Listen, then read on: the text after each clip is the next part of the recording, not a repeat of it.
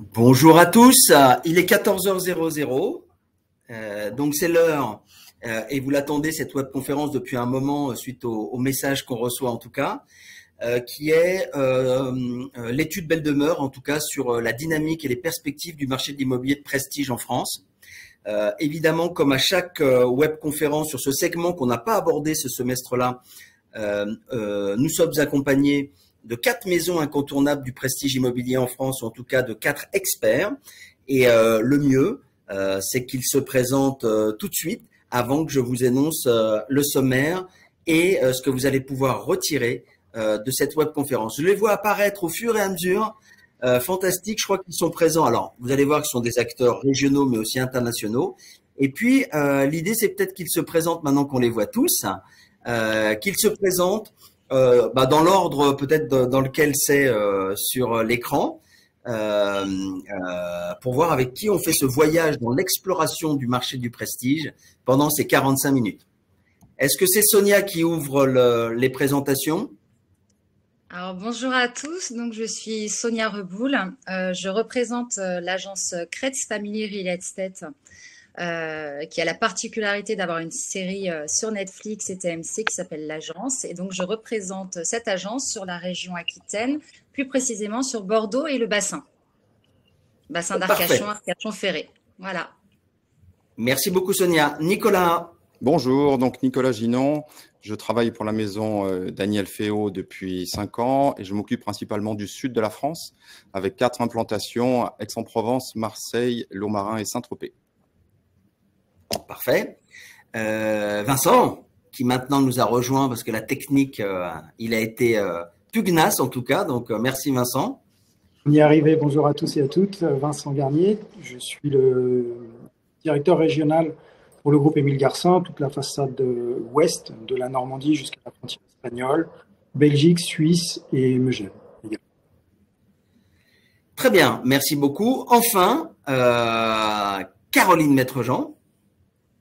Bonjour à tous, je suis donc Caroline Maître-Jean, je suis la directrice marketing et communication pour l'enseigne Polo Properties que nous avons lancée en début d'année. Nous sommes spécialisés dans l'immobilier de prestige international. Nous avons implanté notre première agence dans le 8e arrondissement de Paris et nous développons sous forme de franchise dans les plus belles villes, mais aussi dans les plus belles destinations bord de mer, montagne en France, mais aussi à l'international. Merci beaucoup à vous. Donc, comme prévu, hop, si mon diaporama fonctionne, cette webconférence aujourd'hui, elle fait écho à la conférence de presse qui s'est tenue le 14 juin dernier à Paris, l'étude Belle Demeure. Je vous rappelle, comme Caroline Maître-Jean, je fais un peu de propagande. Donc, Belle Demeure, l'écran incontournable de l'immobilier de prestige en France. Alors, leader évidemment, parce que 700 000 visiteurs uniques, 50 000 annonces en contenu, 80% de CSP+.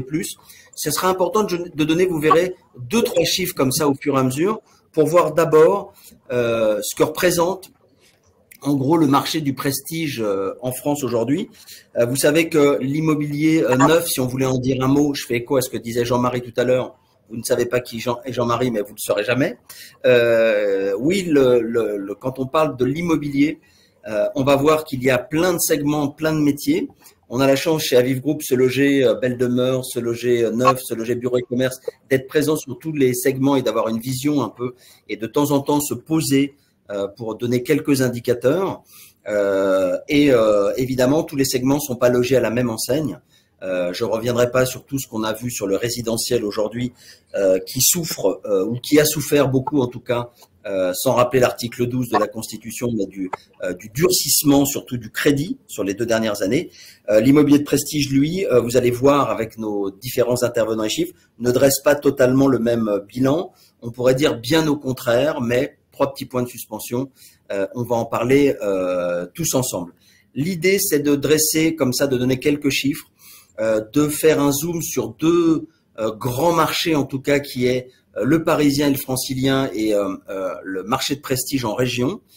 Et on a voulu s'attarder, là vous allez le voir, avec beaucoup. Alors oui, n'hésitez pas à mettre plein de pouces, des emojis et tout ça pour les 400 inscrits qui sont avec nous en direct. Si on fait bonne route, mettez-nous des pouces. S'il y a des trucs que vous voulez qu'on diffère ou qu'on change ou qu'on mettez-nous des petits commentaires. Mais en tout cas, au fur et à mesure de la prise de parole des intervenants, n'hésitez pas, en tout cas, à nous mettre des petits emojis. Donc j'ai dit deuxième, et on a voulu focaliser beaucoup par rapport à la conférence parisienne, avoir une web conférence en relais aujourd'hui, avec surtout un écho des régions, mais aussi de l'international, pourquoi pas, mais surtout des régions. Et on terminera par quelles sont les perspectives de ce marché de prestige, avec une conclusion. J'ai pas prévenu nos intervenants qui ont eu la gentillesse de répondre au pied levé très vite, mais je vous suggérerai une petite conclusion d'1 minute individuelle tout à l'heure sur votre vision, votre marque et vos perspectives. On a dit état des lieux du marché de prestige. J'aurais pu poser une question. Vous savez que vous entendez souvent ce 1 200 000 transactions qui a eu lieu pendant une période d'ailleurs complètement unique, la période, je parle de 2020-2022. Aujourd'hui, on est revenu plutôt sur des 800 ou 900 000 transactions. Et est-ce que vous savez quelle est la proportion identifiée du volume de biens de prestige en France? On a voulu démarrer par ça, puisque souvent, on annonce peu de chiffres. Alors, on verra si nos intervenants nous donnent des chiffres. Mais en tout cas, avant de les solliciter fortement, je voulais introduire un peu sur ce sujet-là. On leur demandera leur météo à eux sur leur marché, mais au moins qu'on puisse définir 2-3 choses. D'abord, c'est environ 10 000 transactions. Ça veut dire que 90 et 1% des transactions en France. C'est-à-dire que 99% ou 98,7% des transactions dites de prestige dans l'immobilier sont plutôt, de transactions dans l'immobilier sont plutôt du résidentiel classique, et 1% seulement, donc environ 9 000 transactions sont réalisées sur l'immobilier de prestige, avec, vous le voyez, une cartographie où on voit bien que Paris représente 33% de ces ventes. On verra surtout qu'il y a le 16e, 7e et 8e. On verra l'ouest parisien, on verra la Normandie, la côte atlantique. Et là, on a 2 intervenants pour nous en parler. Au moins, toute la Provence, on a au moins un intervenant pour nous en parler. Et puis, celui qui n'a pas ouvert de... s'il y a quelqu'un qui veut nous parler des fronts de neige, des premières lignes dans les Alpes, on prendra aussi. Sinon, on a un peu de chiffres là-dessus. Donc là, on était juste sur le 1% de transactions prestige. Et puis, dans ce prestige-là qu'on va redéfinir tout à l'heure tous ensemble, il y a l'ultra-luxe, entre guillemets, qui sont encore 0,1%, c'est-à-dire un peu moins de 1000 transactions, au-dessus de 3,2 millions d'euros. Et on voit la répartition ici, encore une fois géographique, avec Paris, 36% de ces transactions, l'ouest parisien, avec des villes qu'on verra tout à l'heure que tout le monde connaît, 4,6%, et puis la côte Atlantique 6, les Alpes 6, 27 sur la côte d'Azur, et côte d'Azur-Provence, presque 32%. Si on parle des prix, et c'est là que vous allez rentrer... on va rentrer dans le vif du sujet. Non, on va rentrer là tout de suite sur un sujet qu'on aborde aussi rarement. Vous voyez que les chiffres que vous... Alors, cette étude, vous allez la voir évidemment dans les 48 heures là, qui viennent, ainsi qu'un replay. Mais d'abord, pour donner ces chiffres-là, il a fallu que notre équipe data et notre site Belle Demeure se penchent sur près de 300 000 annonces dites luxueuses, entre guillemets, sur notre site. Et puis, on a délimité en tout cas ce marché du luxe sur ce fameux 1 million d'euros ou 1 million de dollars. C'est ce qu'on entend de temps en temps quand on parle du prestige, pour dire mais ça démarre où, ce qu'on appelle l'immobilier de prestige. Et puis à Paris, évidemment, ça démarre au-dessus puisque c'est presque 2 millions, puisque c'est 1,7 million entre guillemets. Donc pourquoi je voulais qu'on évoque ça? C'est pour demander d'entrée de jeu peut-être à nos intervenants si eux, on pourrait redéfinir ensemble la manière dont on parle du entre guillemets du haut de gamme par tranche de prix. Est-ce que vous voulez bien vous prêter au jeu dans vos régions? Parce que, encore une fois, quand on parle de tranche de prix, peut-être qu'il serait judicieux de rappeler, alors hop, je regarde juste ce que j'ai là, voilà, on verra les prix après, comment vous définissez-vous en tout cas dans vos maisons, entre guillemets, ce qu'est le haut de gamme. Hein. Nous, on est parti sur le 1 million, là, puis 1,7 million à Paris, mais il y a d'autres manières de segmenter ce prix-là. Est-ce que vous avez envie de vous lancer juste là sur ce qu'on peut entendre sur les segments du luxe et du prestige en termes de prix sur vos marchés à vous. Et là, tant que la connexion marche, je vais peut-être demander s'il en a envie à Vincent. Voilà. Alors après, c'est vrai que ça. Alors moi, j'ai une zone assez large, donc disons que le million de tout et rien dire. On est plutôt sur des en fonction des secteurs comme la Bretagne ou la Normandie ou par exemple Biarritz, on dépasse allègrement ce million pour ce que l'on considère comme étant un marché haut de gamme entre guillemets, parce que c'est pareil, le critère du luxe, on peut placer le curseur où on le souhaite, mais chacun place le luxe à son désir. Donc ça peut être des prestations, des vues, une situation.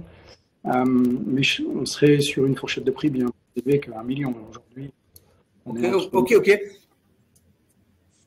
Et parfois, on a un peu le son qui s'en va. Je ferai une synthèse de ce que nous, on a entendu sur les classifications, mais peut-être qu'on peut entendre Sonia ou qu'on peut entendre Nicolas après ou Caroline, mais qui a envie de nous dire, bah tiens, moi, ma segmentation de prix ou ce qu'on entend par haut de gamme, bah voilà, peut-être les tranches que j'ai. Et tout à l'heure, d'ailleurs, on verra aussi que ces tranches-là, elles peuvent correspondre à une nationalité ou un type d'acquéreur. Mais là, en l'occurrence, j'ai vu Sonia presque sourire. Donc, je me suis dit qu'elle était peut-être prête à répondre à cette question sur toi, c'est quoi tes segments, quoi? Alors tout à fait, moi je rejoins Vincent sur le fait que le haut de gamme, c'est où on place le curseur, il y a plusieurs critères et moi sur ma région notamment de Bordeaux et du bassin d'Arcachon, c'est deux segments totalement différents. Donc effectivement, si je regarde l'ensemble des transactions sur Bordeaux, sur le haut de gamme, on va être aux alentours du million. Ça correspond plutôt bien. En revanche, dès qu'on passe Arcachon, le Ferré, la côte, là le curseur est bien plus élevé. Donc, on va plus être aux alentours du million 5 et beaucoup plus, et souvent en ultra luxe, beaucoup plus, 3, 4, 5, 10 et jusqu'à 15, où là, récemment, il y a une transaction, malheureusement, c'est pas moi, mais qui a atteint 28 millions d'euros sur le bassin d'Arcachon. Donc, et je rejoins aussi Vincent là-dessus, c'est qu'on peut avoir, en tout cas, c'est ma vision des choses, un petit appartement avec de très, très belles prestations de qualité et un emplacement incroyable et à un prix bien moindre finalement que le million.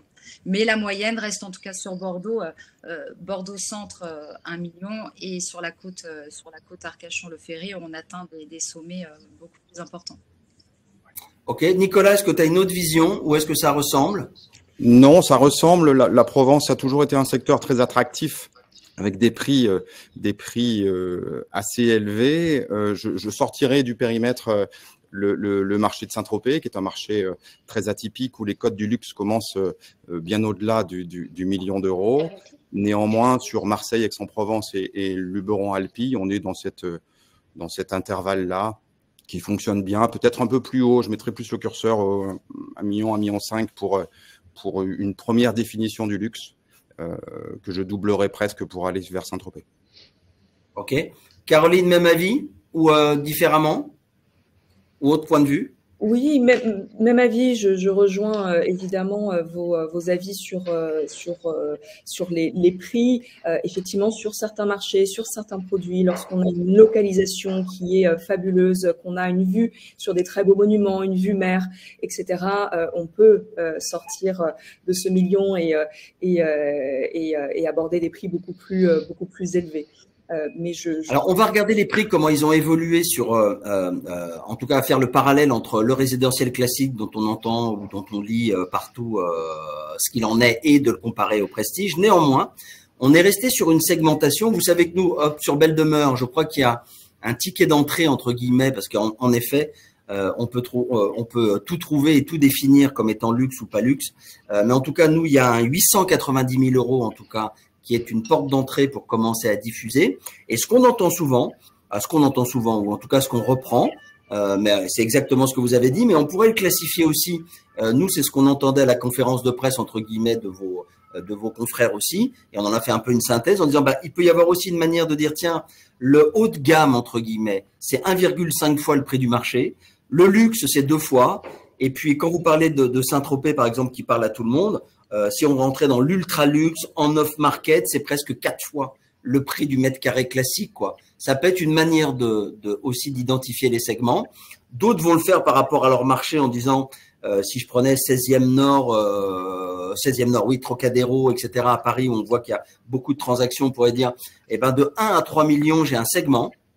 Et d'ailleurs, il est plutôt par une clientèle famille française. Et puis, tac, au-dessus ou à partir de 3 jusqu'à plus soif, peut-être j'ai un autre type de clientèle qui vient peut-être d'ailleurs. Alors, ça peut être Moyen-Orient, par exemple, ou avec des budgets évidemment qui n'ont plus rien à voir avec ce qu'on donnait comme prix médian ou comme moyenne là, pour commencer à dire au fait, c'est quoi du prestige. Et pourquoi je précise ça? Parce que l'audience qui nous écoute aujourd'hui, il peut y avoir des agents immobiliers qui ont de temps en temps une affaire de prestige qui leur arrive et ils peuvent être un peu perdus. Et ça peut être intéressant aussi de regarder s'il y a des intercabinets possibles parce que on dit souvent que quand même il vaut plutôt être spécialisé que de temps en temps s'initier ou tenter de faire du prestige.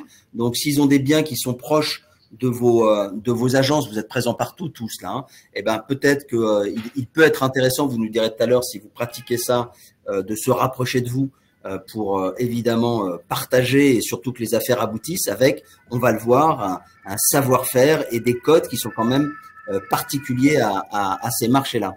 Quand on parle du prix, vous allez nous dire, vous, si vous voulez bien nous donner un peu de météo de la région. Alors Vincent, ça fait une grande région, mais de nous dire un peu comment se comportent les prix. Vous avez vu souvent la presse fait ses marronniers avec ou du volume de transactions ou des prix sans arrêt, et on ne sait plus trop ce qu'il en est en réalité.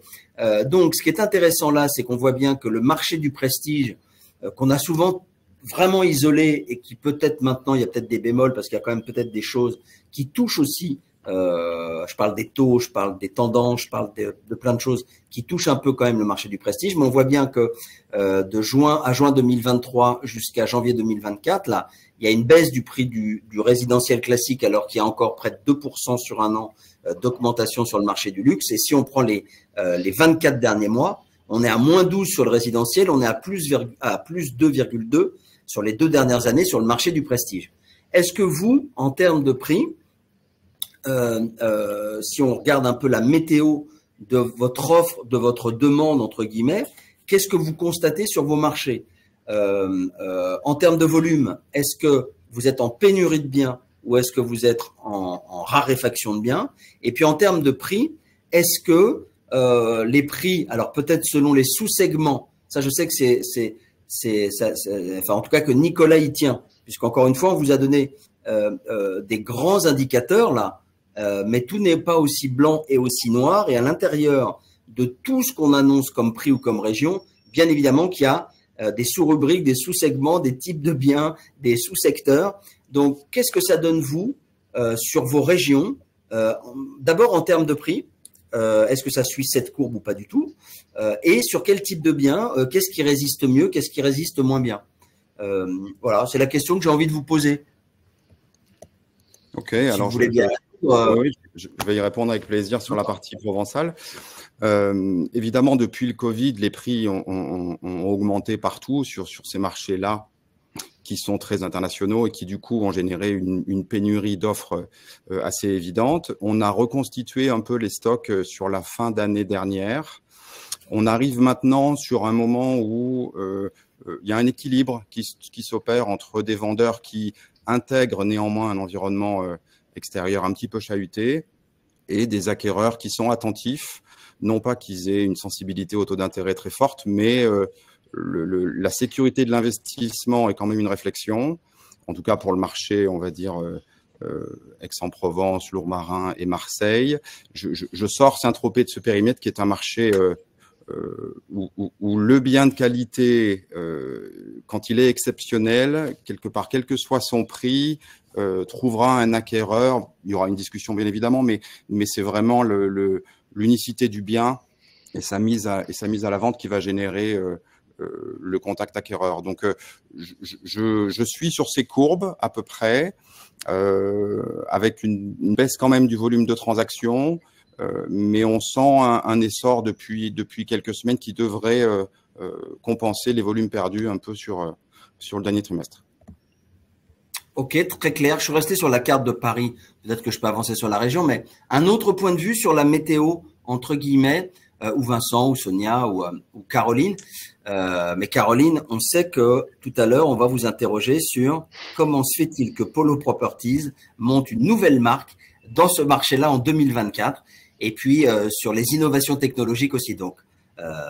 Donc si quelqu'un d'autre veut réagir sur les prix, sur encore une fois, est-ce que ça tient ça les prix, ou est-ce qu'il y a d'autres remarques à faire, ou d'autres écarts, ou tiens, il y a peut-être des biens où ça résiste mieux, puis d'autres pas du tout.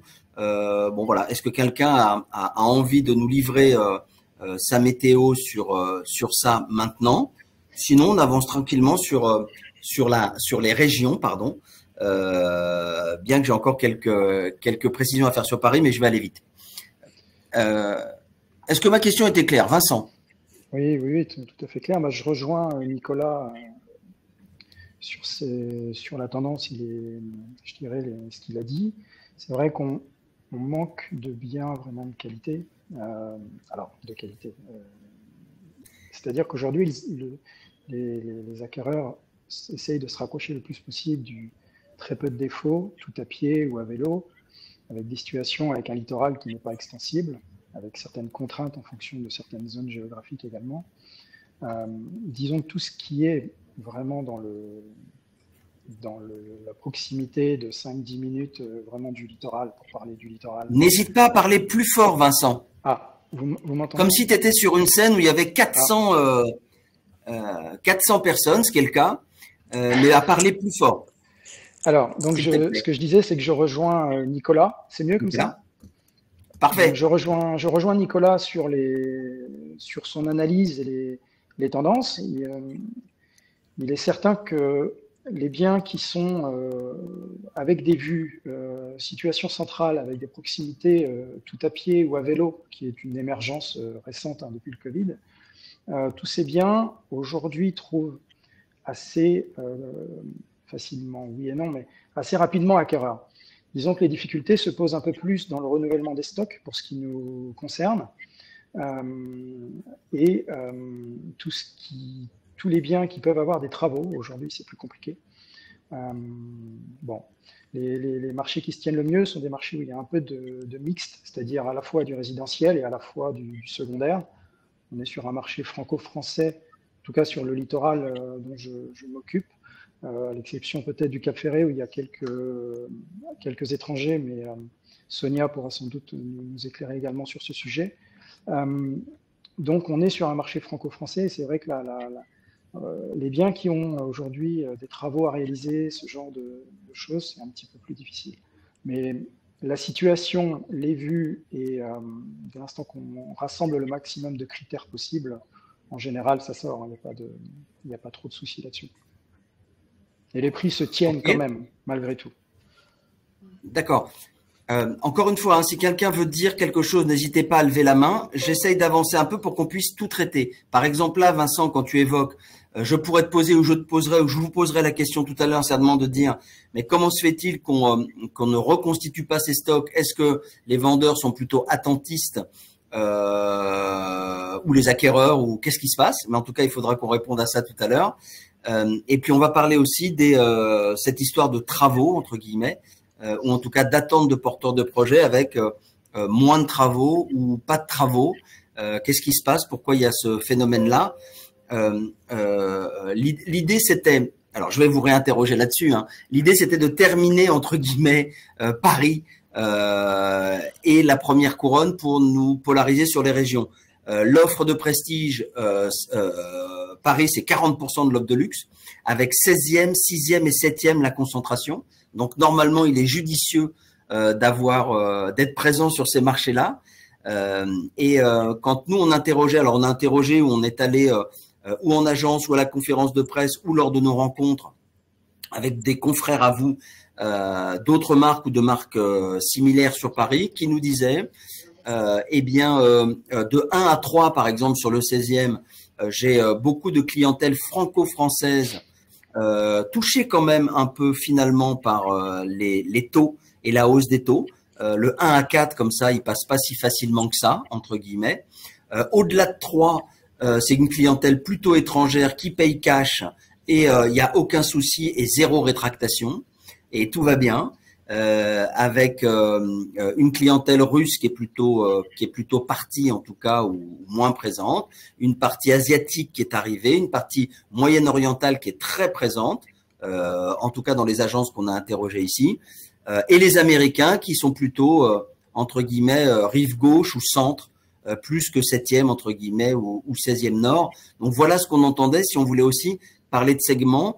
Et le témoignage était aussi pour les Parisiens parfois cette idée de écoute, oui, quand il y a un point de taux variable, qui augmente, oui, c'est 8-9% de pouvoir d'achat en moins, et donc on arrive très vite à 25-30%, et sur des montants comme ça, c'est le delta en tout cas est très fort, et qu'il tendait un peu à s'atténuer, comme si on était arrivé à la moitié du chemin, et qu'il restait encore entre le prix voulu par le vendeur et la capacité de l'acheteur, peut-être 15% encore d'écart.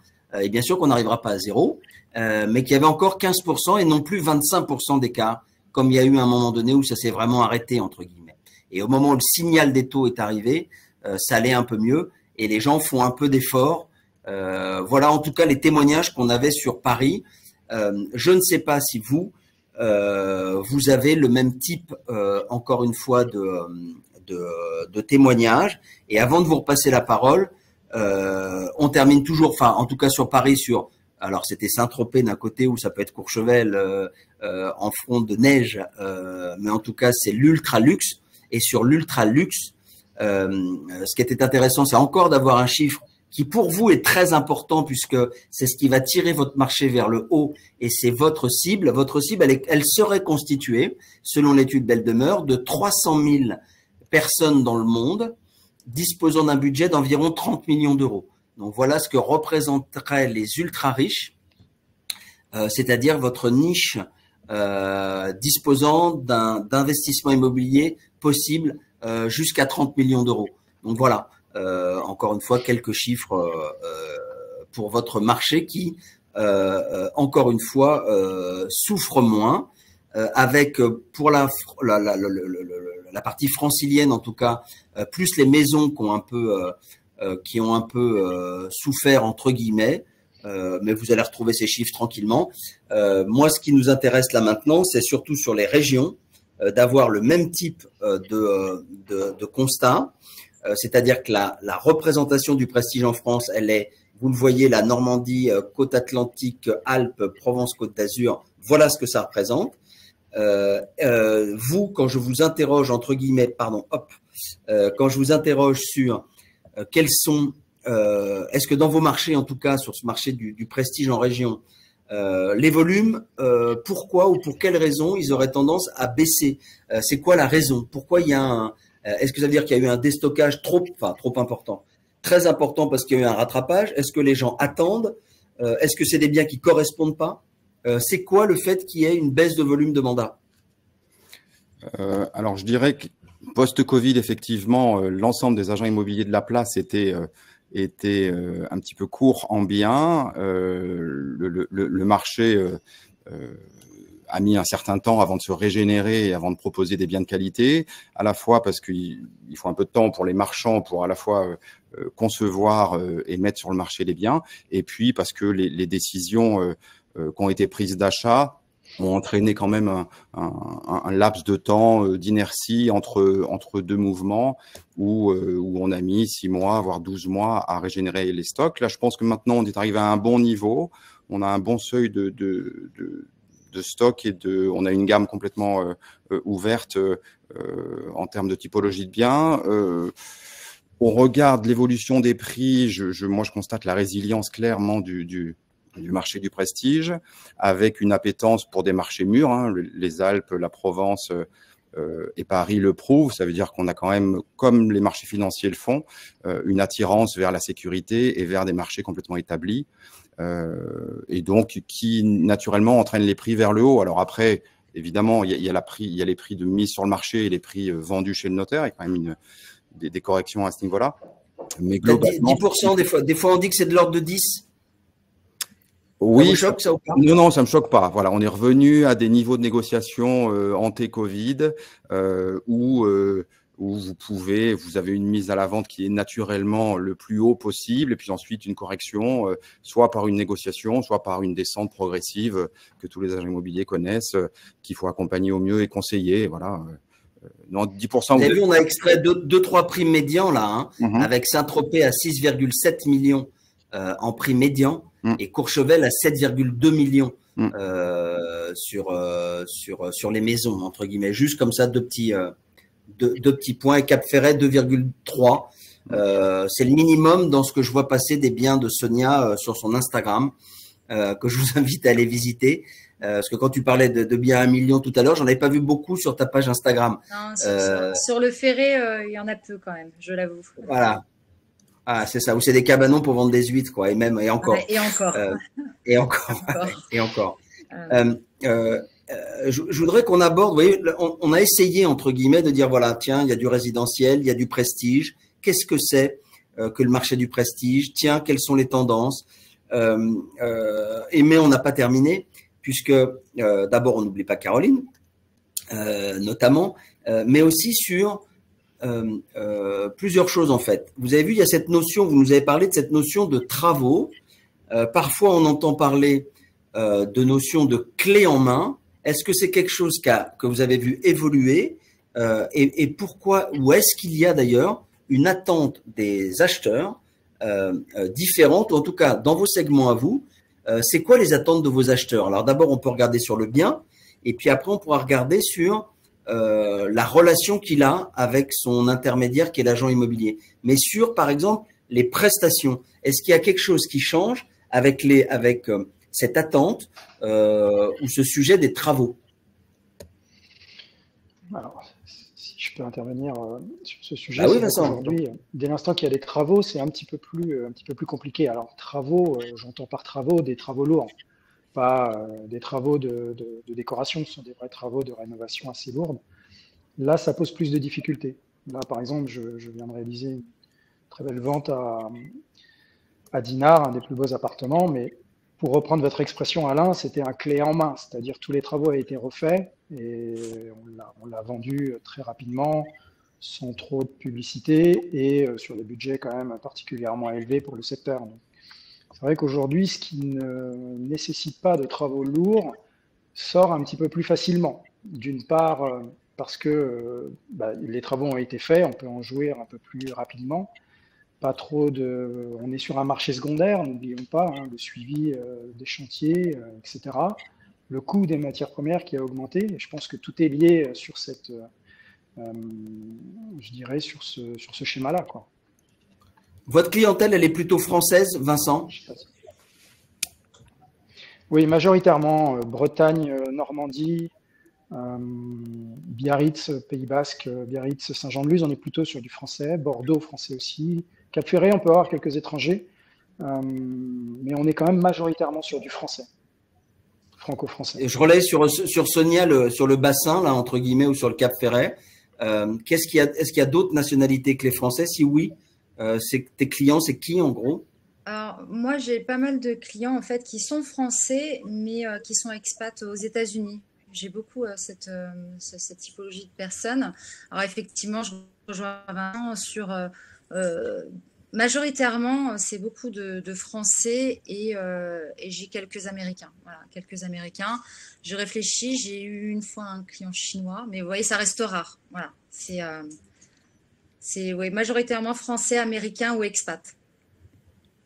Ok. Et est-ce que vous partagez tous là le fait que est-ce qu'il y a eu comme ça psychologiquement un effet Covid entre guillemets qui est waouh, si jamais tout était rebloqué à nouveau, est-ce que vos vendeurs ou vos acheteurs d'ailleurs étaient dans jouissons au maximum le plus vite possible des prestations qu'on veut avoir et donc engageant des travaux très rapidement, ce qui fait que les prix n'ont pas baissé parce qu'il y a des biens qui sont montés en gamme parce qu'ils étaient avec des travaux.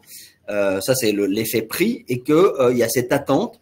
Nous, on le mesurait à 60%, je crois, en tout cas pour une certaine clientèle, d'une attente de biens clés en main. Est-ce que ça, vous le ressentez en vrai avec vos vrais clients?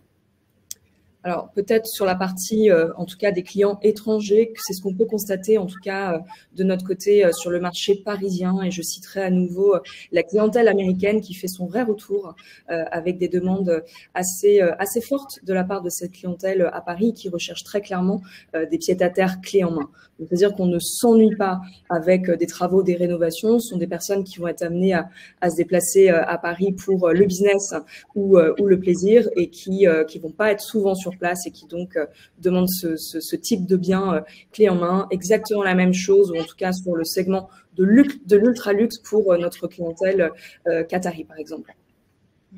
Ok. Moi, je rejoins Caroline là-dessus. Oui. Je réfléchis en pourcentage. J'ai envie de dire, c'est très peu, mais j'ai entre 5 et 10% de personnes qui sont vraiment ouvertes aux travaux. Mais la majorité de mes clients souhaitent quelque chose un produit complètement fini, de qualité, sans rien à penser derrière. Ok, très clair. Est-ce que ça serait juste de maintenant de dire qu'est-ce que vos clients, qu'est-ce qu'ils ont de différent dans leurs exigences, dans leurs attentes d'un professionnel de l'immobilier? Qu'est-ce qui va faire la différence? Alors, je peux lancer Caroline, mais j'attends aussi des autres. L'idée de dire, on peut en profiter pour dire, au fait, qu'est-ce qu'attendent ces clients-là d'une marque de prestige, entre guillemets, mais aussi du professionnel qui les accompagne. Ce serait quoi les qualités ou l'offre de la marque et les qualités de l'intermédiaire pour répondre à leurs attentes. On peut ouvrir sur Caroline et puis après, qu'est-ce que fait la maison Émile Garcin, qu'est-ce que fait la maison Féo, qu'est-ce que fait Sonia, qui nous a fait tout à l'heure une mise en avant d'une série télévisuelle. Donc, on va te demander de nous parler des coulisses, évidemment, tout à l'heure. Caroline. Oui, alors c'est vrai qu'aujourd'hui, en tant qu'acteur de l'immobilier de prestige international, on est amené à proposer des packages très complets finalement au niveau des outils de communication. On va s'attacher à communiquer sur toutes les plateformes qui conviennent à ce segment de marché. On va communiquer sur les portails immobiliers tels que Belle Demeure bien sûr, mais aussi sur les réseaux sociaux via chez Polo Properties en tout cas notre réseau de partenaires à l'étranger dans les plus belles villes d'Europe et aussi des États-Unis. Donc c'est vraiment je crois, apporter un service sur mesure à nos clients, leur faire bénéficier de notre savoir-faire. Et j'aimerais aussi reprendre ce mot que tu as utilisé, Alain, puisque c'est aussi, au-delà du dispositif marketing et communication, c'est le savoir-faire des conseillers immobiliers qui aussi va permettre d'accompagner en fait nos clients dans tous leurs projets immobiliers. Est-ce que quelqu'un veut rebondir sur ça, sur notamment d'abord ce que vous apportez, ce que les clients apprécient chez vous, et ça peut être la marque de vos maisons, ça peut être la qualité, enfin je ne vais même pas rentrer dans le détail, mais la qualité ou l'attente qu'elle a d'un professionnel et qu'elle retrouve chez vous. C'est quoi vos forces entre guillemets et en quoi ça répond à cette clientèle exigeante et sur quoi en particulier? Ça fait beaucoup. Ouais, c'est assez large comme question. Je vais me lancer si vous permettez. Oui, Nicolas. L'agent immobilier, effectivement, c'est le point d'entrée du client étranger ou du client parisien qui se déplace en région. Et finalement, il doit répondre à tout. Ça veut dire qu'il doit avoir une connaissance extrême du secteur pour être très transparent et très honnête sur la qualité des emplacements, des quartiers.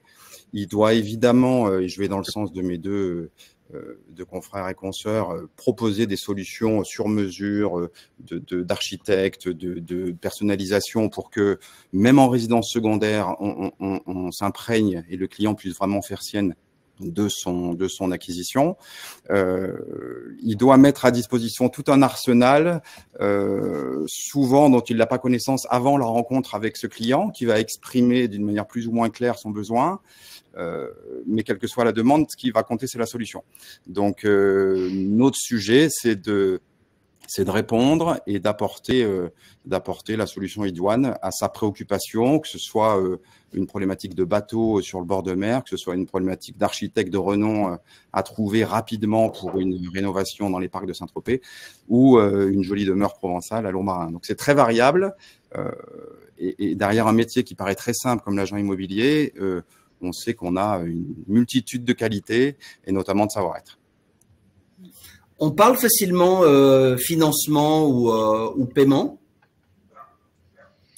On parle, enfin si je continue, on parle rapidement de la capacité financière, à la fois pour mesurer le projet dans lequel s'inscrit l'acquéreur, pour être cohérent par rapport à nos propositions, tout en étant, quand on est sur des démarches de résidence secondaire, tout en ayant la souplesse de sortir du cadre et de proposer des biens qui ne collent pas au cahier des charges ni budgétaire ni architectural, mais qui permettent d'avoir finalement cette petite émotion qu'on essaye de faire passer à l'acquéreur en déplaçant son schéma de pensée rationnel pour aller vers quelque chose de plus unique qu'on a décelé sur le marché et qui peut provoquer une rencontre et donc une jolie vente. Alors, je rebondis là-dessus sur en fait l'audace du professionnel de l'immobilier, peu importe d'ailleurs, mais en tout cas, il n'y a pas de frein dans ce que nous dit Nicolas sur comment je devine, j'anticipe et j'ai de l'audace aussi dans ma sélection et c'est également possible dans le prestige. Est-ce que vous avez une petite anecdote sur quelqu'un qui voulait acheter un château et qui s'est retrouvé avec une maison bourgeoise, ou quelqu'un qui a une maison bourgeoise qui s'est retrouvé avec un loft alors qu'au départ c'était pas gagné? Est-ce que vous avez ce type de petite anecdote? Ouais, je pense qu'on en a tous. Après, je rejoins Nicolas sur tout ce qu'il a dit, et c'est vrai que en fait, il y a beaucoup d'écoute et beaucoup d'écoute aussi de ce que les gens ne nous disent pas. Et c'est en passant du temps avec eux qu'on arrive à mieux comprendre en fait leurs besoins. Eux, ils ont leur idée, c'est pas forcément ce dont ils ont besoin. Et c'est ça notre valeur ajoutée, c'est passer du temps avec les gens pour comprendre quel est le besoin. Pour une anecdote qui date maintenant un petit peu, mais je me souviens d'un client qui rêvait d'un 120 mètres carrés pleine vue mer à Dinard, dans de l'ancien. Donc, je lui en ai fait visiter plusieurs. Il n'y avait jamais rien qui collait, toujours trop de bruit, ceci, cela. Et un jour, je suis allé sur les extérieurs de Dinard, dans un secteur plutôt résidentiel, maison assez jolie, en pierre, joli parc. Donc, tout à l'opposé, hein, hors du centre, pas de vue. Pour autant, on est resté 2h30 dans la maison et il m'a fait une offre au prix avant de partir. Il ne voulait plus la quitter, il l'a acheté, il y a encore et ça fait plus de 10 ans. Je pense que vous en avez d'autres, Sonia ou les autres, hein, mais j'essaie d'avoir qu'il y ait une répartition comme ça un peu de tout. Alors, et choisissez vos questions aussi. Hein. Si Sonia, il y a quelque chose dont vous avez envie de parler, faut pas hésiter. De façon un peu différente d'anecdote, je pense à des clients qui ont acheté une maison au Cap Ferré, c'était l'été dernier. Et ils m'ont assez marqué parce qu'à l'origine, ils m'ont appelé en me disant qu'ils ne connaissaient pas le Ferré, qu'ils l'avaient découvert 15 jours auparavant chez des amis. Et elle me dit, on veut acheter une maison. Donc, c'est toujours assez surprenant en se disant qu'elle ne connaissait pas 15 jours auparavant la prescrit. Et voir, j'avais des doutes. Et en fait, elle est venue le week-end suivant. Je lui ai fait visiter 2-3 biens, et, dont un sur lequel ils ont eu un coup de cœur. Et donc, ils sont installés sur cette maison avec une vue sublime en première ligne à 5 millions. Et pour la petite anecdote que je trouve assez sympa, c'est que juste en face de cette maison, il y a une cabane ostréicole. Le propriétaire, donc les nouveaux propriétaires n'étant pas du tout dans ce milieu, le propriétaire a une 60aine d'années. Il a décidé de reprendre ses études pour passer le diplôme d'ostréiculteur. Il a racheté en suivant la cabane en face qui était un peu en difficulté financière. Et aujourd'hui, il est très heureux. Il était à la retraite, donc il est maintenant ostréiculteur et propriétaire d'une maison au Ferré alors qu'il ne connaissait pas le Ferré quelques mois auparavant. Voilà. Donc, magnifique petite histoire. Est-ce que on peut, on va parler d'innovation, de choses différentes, et là on dira sur Caroline, mais parfois on parle de l'exigence de cette clientèle. Néanmoins, vous avez rappelé, Vincent, c'est important, l'idée de, on prend du temps, il y a des besoins, mais il y a des fondamentaux qui restent en place pour le bon professionnel, c'est-à-dire l'audace dans la sélection, l'écoute, la multi-connaissance sur plein de sujets, mais cette clientèle souvent dans les retours qu'on a d'enquêtes qualitatives ou alors de ce que vous nous dites, c'est peu de temps, je dois être très fiable sur ce que j'annonce, sinon la confiance est dure à gagner, très vite perdue. Sélection donc ultra efficace, financement, c'est qu'il n'y a pas de souci entre guillemets pour en parler, et surtout des choses très précises parce que ils n'ont pas le temps entre guillemets, et je suis prêt à tout déléguer une fois que cette confiance est là, confiance presque aveugle entre guillemets. Est-ce que vous constatez ça aussi sur l'exigence comme ça de cette des réponses, de la fiabilité de ce qu'on nous a remonté quand on appelle des agences qui font des biens de prestige comme vous? Vous avez ça aussi? Oui, on a ça, mais ça, je pense qu'on le retrouve sur des niveaux de segments inférieurs également. Ça veut dire que le comportement d'achat peut être, dans tous les cas, vous attendez une grande fiabilité de votre agent immobilier, que le bien soit classique ou soit haut de gamme, peut-être encore plus sur le haut de gamme ou quelque part, vu les sommes engagées, vu le temps alloué et les emplois du temps souvent chargés de ces clients-là, effectivement, il faut connaître son bien, il faut connaître son sujet et ne pas être pris au dépourvu, bien évidemment. Et surtout être très honnête et très transparent en amont. Je pense que ce que la clientèle apprécie, ça va être cette transparence et cette probité. Voilà. Après, une fois qu'effectivement on a gagné la confiance, on peut travailler dans la durée. C'est pas forcément des gens qui se décident vite, mais il faut que ce socle d'honnêteté intellectuelle soit établi. Est-ce qu'on a une durée de mise en vente qui est supérieure aux 85-90 jours du bien moyen résidentiel d'un panier moyen en France? Est-ce qu'on a des durées de vente supérieures, des durées de mise en vente, des durées d'actes d'achat plus longs? Moi, en tout cas, c'est comme ça que je l'imagine. Je trouve qu'il n'y a pas de règle. C'est comme, finalement, pour n'importe quel bien. Il n'y a pas de règle, c'est-à-dire qu'on peut avoir tout de suite la bonne personne au bon moment, ou effectivement j'ai certains biens de prestige qui prennent plus de temps que les entre guillemets 90 jours entre guillemets habituels, mais pour autant il y a certains biens qui atteignent des sommes incroyables, et il suffit d'avoir juste la bonne personne au bon moment, donc ça peut être, en tout cas pour ma part, très rapide comme beaucoup plus long.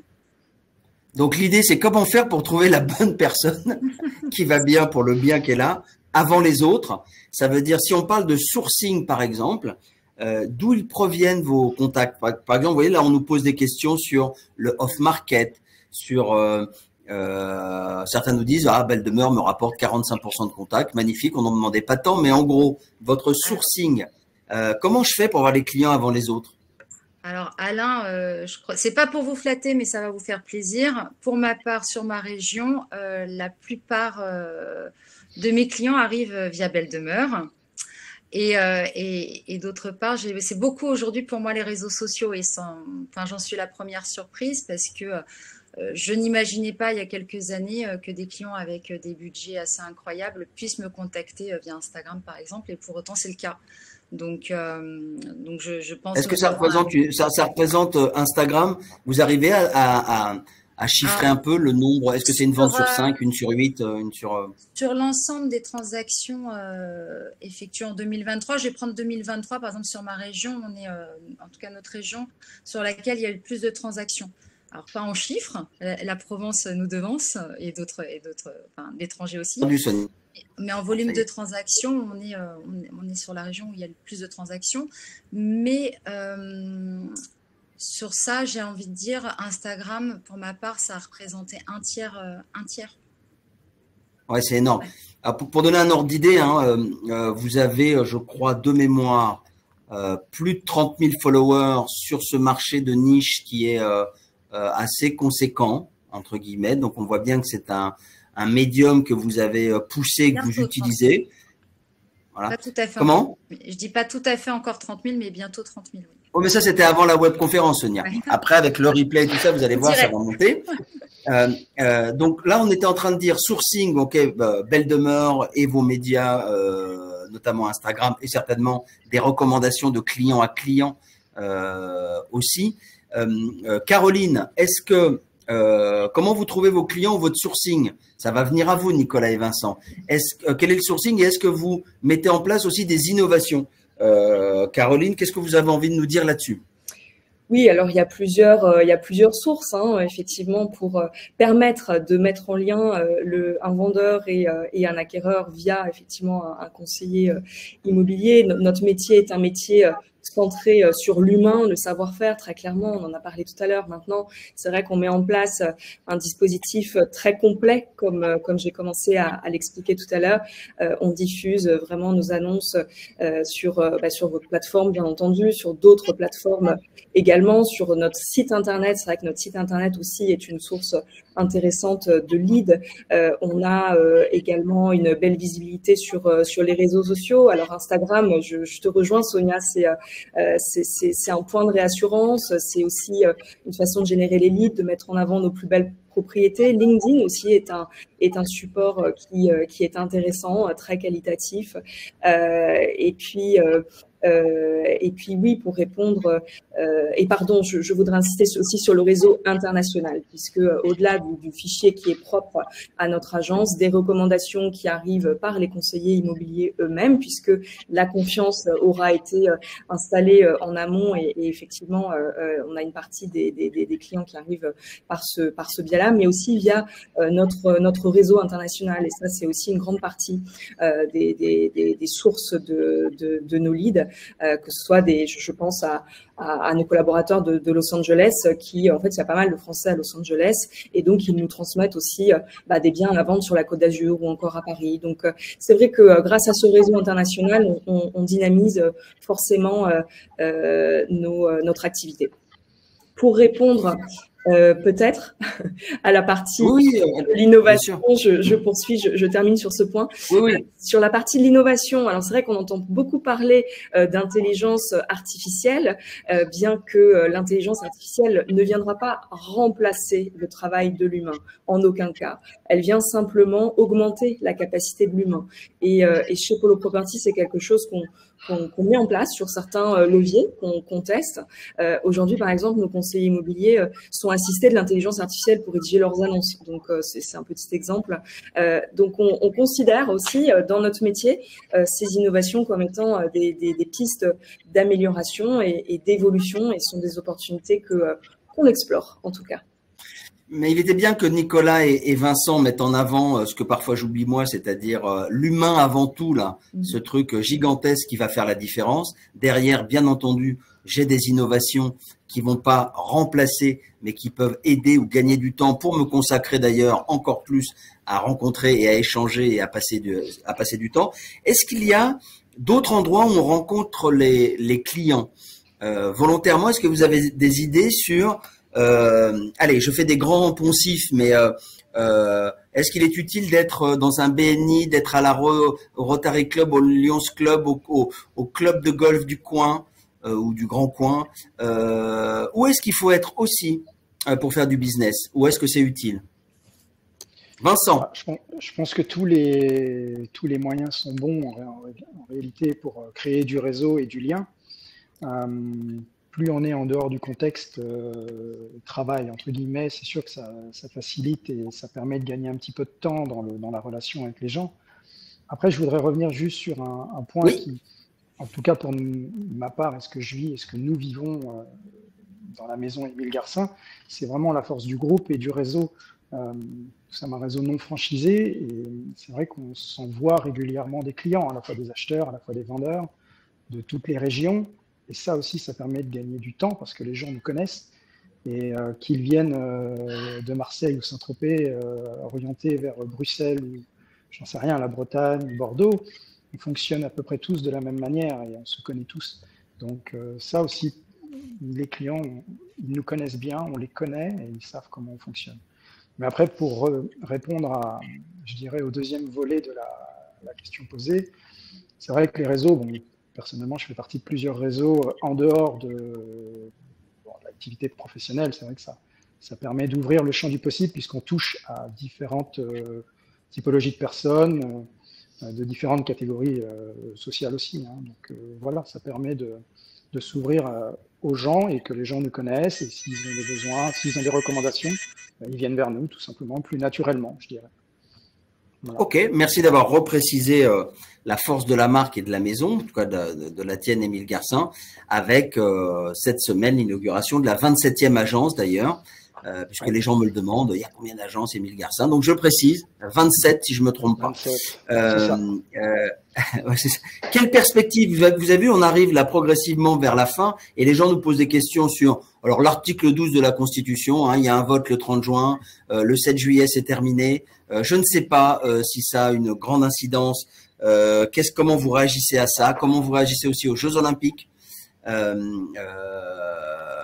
Voilà, à Paris, on m'a dit par exemple, oh là là, s'il y a des dégâts, plus des gilets jaunes, plus tout ça, et ben l'effet américain d'Emily in Paris, plus de, je vais voir à la télé pendant les Jeux une magnifique capitale qui souvent quand même un an après déclenche des achats si tout se passe bien quoi. Mais vous, qu'est-ce que vous avez comme ressenti sur ces perspectives de vos marchés individuellement, des Jeux Olympiques, de la tendance du moment là?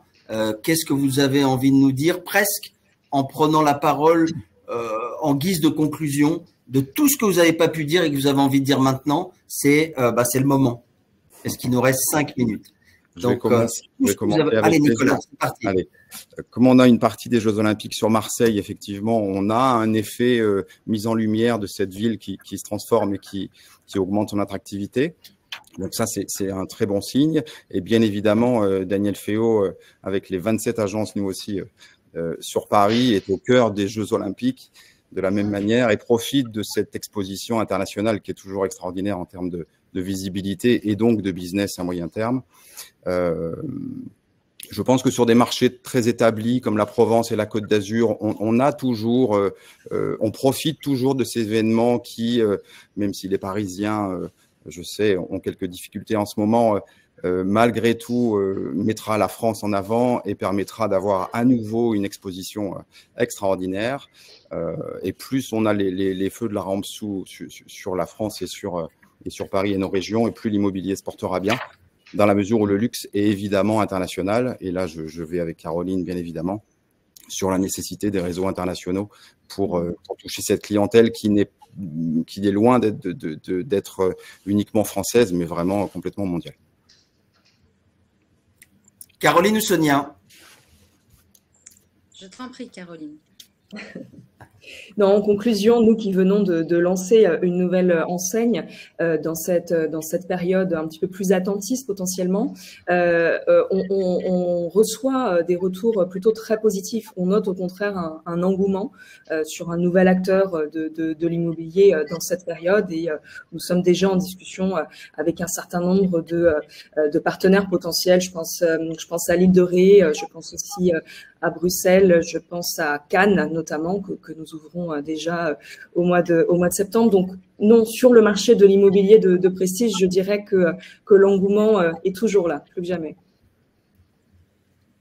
Sonia? Alors, pareil, dans la continuité de ce que dit Caroline, effectivement, l'engouement est toujours là pour les biens de prestige. On a une région sur le bassin, le Ferré, les premières lignes sont toujours des biens rares, convoités et recherchés.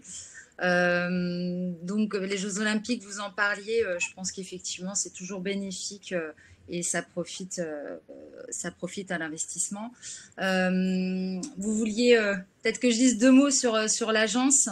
Bah oui, parce que est-ce qu'on voit à la télé que vous avez toujours des biens fantastiques, des visites en drone, vous êtes entre Miami. On essaye. Ça pour le coup, c'est notre force, la communication. Donc c'est dommage, on n'a pas eu le temps de parler du off-market, etc.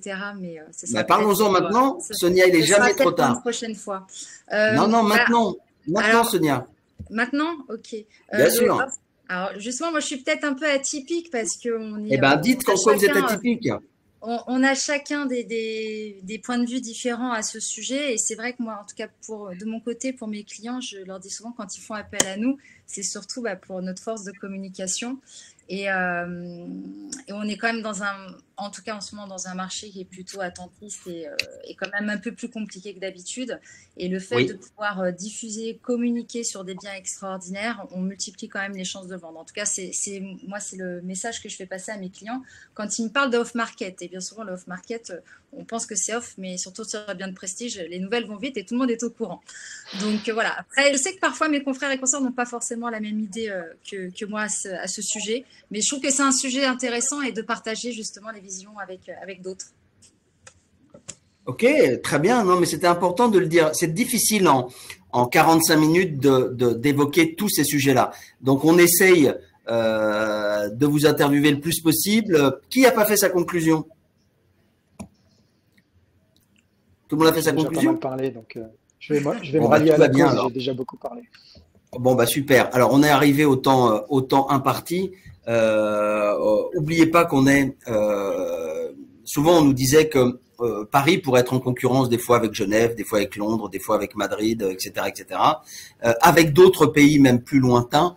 Et que c'était bon de se rappeler aussi que c'était peut-être une vraie opportunité qu'on ait des Jeux Olympiques finalement, et que c'était pas que du négatif, c'était plutôt très bien, que on a un très beau bâti, on a du très beau patrimonial en France, et que parfois quand on est à l'intérieur de notre pays, on se critique beaucoup, mais que les étrangers entre guillemets ne nous voient pas totalement de la même manière, et plutôt avec envie et avec un pays qui est quand même rassurant.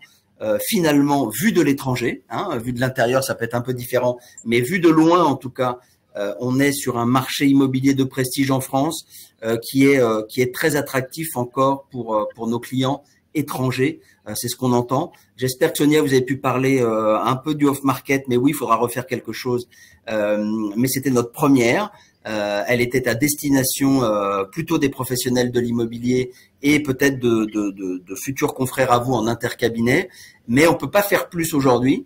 On avait essayé de mettre évidemment sans parler de Belle Demeure, parce que tous les contacts ou 60% de vos contacts ou des contacts viennent de Belle Demeure, donc c'est pas la peine de faire de la promotion pour notre marque, mais évidemment on a des équipes qui peuvent vous expliquer comment nos nouveaux services vous permettent d'élargir, de propulser vos audiences et de recibler, parce qu'on a plein de nouvelles offres, évidemment, où l'acheteur se fait rare et on va le poursuivre, ou en tout cas être présent partout pour que vous l'ayez en premier. Moi, je voulais beaucoup vous remercier de votre temps, parce que c'est du temps passé avec parfois un peu de frustration sur ce que vous avez peut-être envie de dire plus. On va essayer de refaire quelque chose tous ensemble. J'espère en tout cas que vous étiez contents, les intervenants présents, que l'audience, elle est contente. En tout cas, c'est ce qu'elle nous dit. Elle nous envoie des cœurs avec des bisous et tout ça, donc très bien. Envoyez aussi des affaires aux marques qui sont présentes ici. Et puis, nous, on se retrouve à Lille, puisqu'on fait du présentiel aussi. Et là, pour le prestige, on a accueilli à Paris Marc Foujol, et on accueillera à Lille Nathalie Forest, qui est en lien avec Sotheby's de mémoire. Donc voilà, on fait toujours maintenant, quand on fait une intervention, une fenêtre sur l'ensemble des segments. Donc, vous pouvez venir nous voir à Lille. Je vous laisse le mot de la fin. Vous aurez un petit questionnaire, pas pour vous les intervenants, mais pour notre audience, entre guillemets.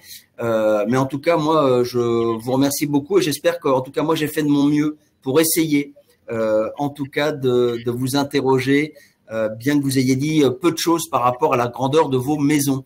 Donc, si vous voulez nous dire un petit au revoir, c'est vous qui terminerez. Moi, en tout cas, je vous dis merci du fond du cœur. Bonnes affaires à tous et merci d'avance. Voilà, c'est tout c'est tout. Pour moi, c'est tout. Merci Alain, en tout cas pour l'invitation, et merci à mes confrères et consoeurs. Ravi d'échanger avec vous. Merci à tous. Merci à tous. Et Vincent, 27 agences. Vous m'entendez pas. Merci à tous. Vous m'entendez pas, 27 agences. Merci. Si, on t'entend.